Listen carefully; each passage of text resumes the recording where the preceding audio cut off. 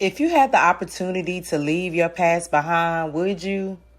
But can you ever really leave your past behind?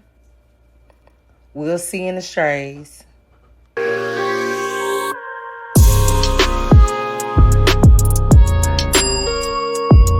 The movie opens with Neve, played by Ashley Madukwe, who's known for her roles in Revenge as Ashley Davenport and Secret Diary of a Call Girl. She's sitting on her couch, complaining about her life and present situation, seemingly unsatisfied with her career and in an abusive relationship. She then looks in the mirror as she's walking out the door, and pretty much at this moment, I guess she decided to leave. And we fast forward several years later, and she's basically reinvented herself. She's now married to a white man with seemingly perfect life and children. She's also now the head mistress of her kids' school. Although she's of mixed race, she wants to appear more white than black and determined to have this perfect look, not even allowing her husband to touch her hair, when he actually states he prefers her own hair over the wigs, including the fact that she's not allowing her daughter to connect with her hair and her own culture just to keep up this facade. She then has lunch with a friend, and she sees this black man walking behind her car when she leaves, and she almost wrecks out. Now he seems to be showing up everywhere. And in the next moment, we see him as a janitor at the school who gives her son Sebastian a cigarette. But based on his response, he's acting like, this person doesn't exist. Sebastian then shows up late home, and she beats his behind. Determined to end whatever relationship she thinks her son and this man has, she then reports him for supposedly giving Sebastian a cigarette, and is told that it would look racist if they ended up firing him. Then she goes into the bathroom, and she somehow knows the man's in there, and the man walks out the stall, and he basically yells at her, and he says, "You erased me and Dion." And at the time, we have no idea who he's speaking about. So obviously this is something connected to her past. And at the time when I was originally watching it, I thought it was all in her head. But no, her past seemed to have really caught up with her. Now he is at her charity event, to which she has a huge outburst, embarrassing herself and her family, when this man, and now a young girl, calls her mother. This is another clue that they're from her past. And at this point, I'm wondering, did she have children before? And if she did, what happened to them?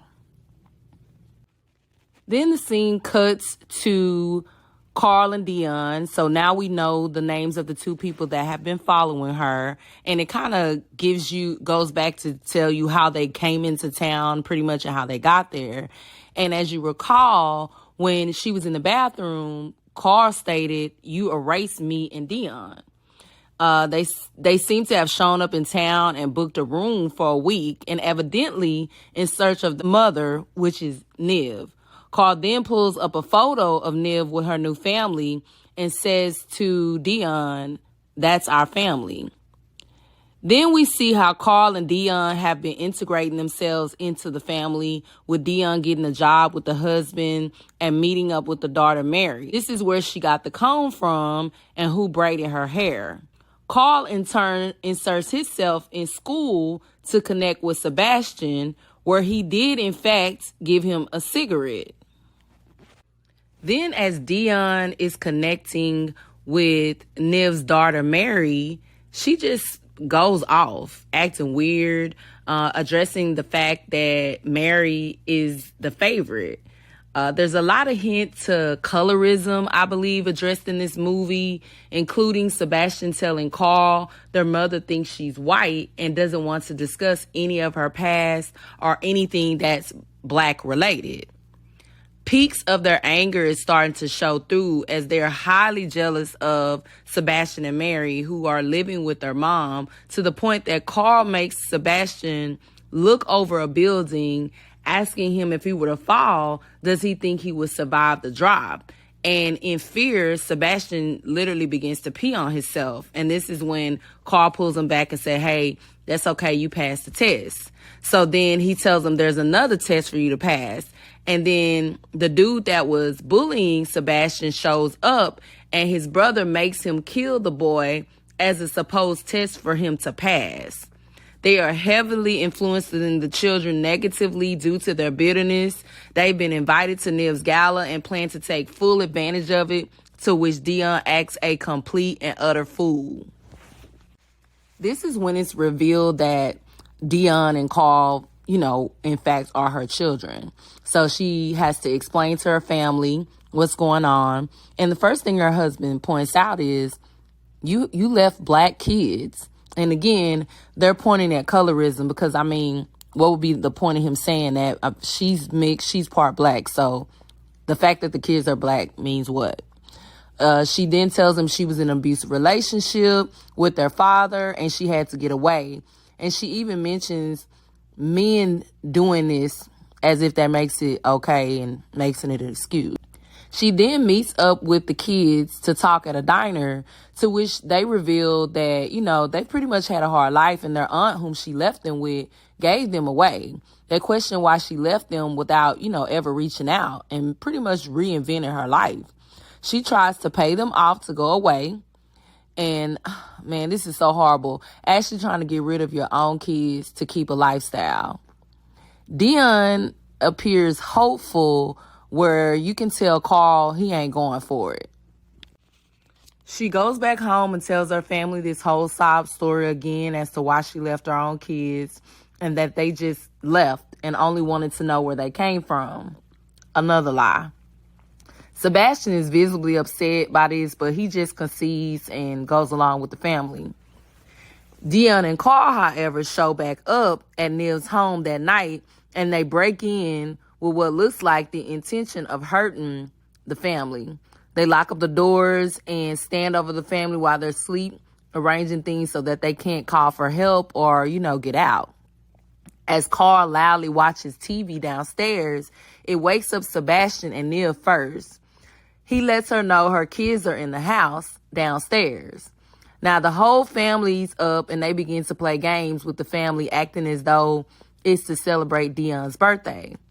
Carl becomes super aggressive, and the father, Ian, just sits there looking scared as hell and doesn't attempt to help Neve at all, to the point he even starts defending himself, saying to Carl, he didn't know, to keep them from being mad at him. He then attacks the father while he's speaking, headbutting him like, hey, he don't care nothing about all that. Now you're a part of it. He then goes on to ask them to, order Chinese food. He pretty much acting crazy. They got a lot of healing to do. He then tells the family that, she tried to pay them off with $20K. So he's like, that's what I'm worth, $1,000 for each year that you were gone. She then throws up in the overflowing water that they refuse to cut off at the sink, which I honestly do not understand. I didn't get the symbolism of the water. Why they kept the faucet running and running over on the floor is beyond me.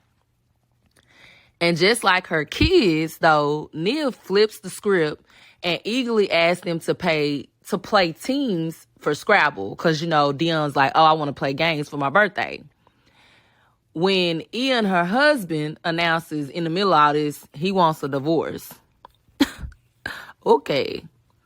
So they play the game and Carl flips out again, making the husband go in the back and lift weights that he really can't lift.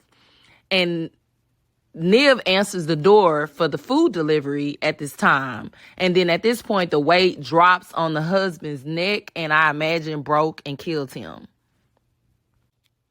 I think in this moment, this is where Neve basically decides, hey, I'm going to save myself.